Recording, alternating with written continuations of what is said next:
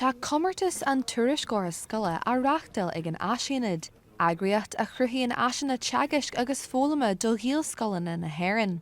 Mar chod den Comórtas irtar ar galtaí bonscoile tuairisc nuachta a scríobh faoin ré ábhar agus seansa ail an talta ilsiú ar an seomra nuachta nó ar nuachta níos. Tá daltaí ghaeilge scoil na dáraige ag chuir isteach ar an Comórtas le coppla bliana nuas, agus tá siad ag gobar ar agad alt nuachta haon faoi láthair.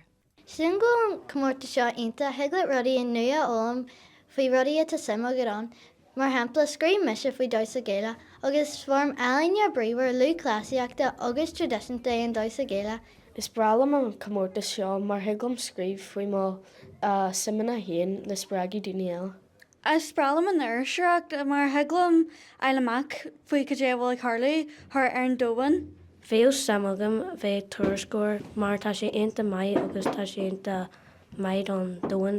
Din chead mhuir riú tá Comórtas an Tuairisceora Scoile oscailte do ghaltaí as gach cearn den siar. Comórtas ó thuaí a bhí an le coppla bliana nuas leis an seomra nuachta, ach tá sé oscailte inis do ghaltaí ó dheas le nuachta níos. Tá go dtí an seachtú las féit de bhí mhárta ag daltaí lena go tuairiscí a thuiriste ar an Comórtas seo, agus tá tuilliú eolais ar fáil ar an seomra nuachta ó thuaí agus nuachta níos ó dheas. Catherine Ní Bhuileán, Nuacht Cúla4, gaeilge scoil na dáraige.